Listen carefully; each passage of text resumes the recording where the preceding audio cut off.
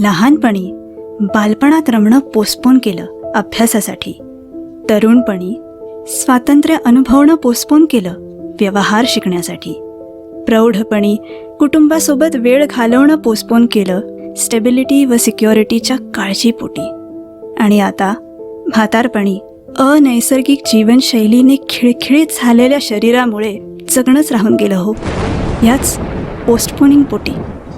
चला तर मग आजपासून संपूर्ण कुटुंब, लहान तरुण प्रौढ वृद्ध एकत्र जगायला सुरू करूया.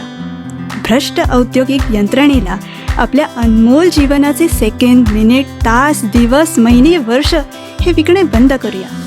अहो, आपले जीवन जसे आहे ना तसे ते सुंदर आहे, पूर्ण आहे.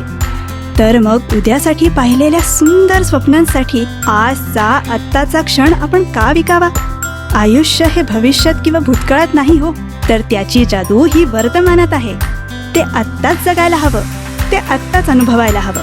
चला सुंदर आयुष्य जगायला सुरू करूया.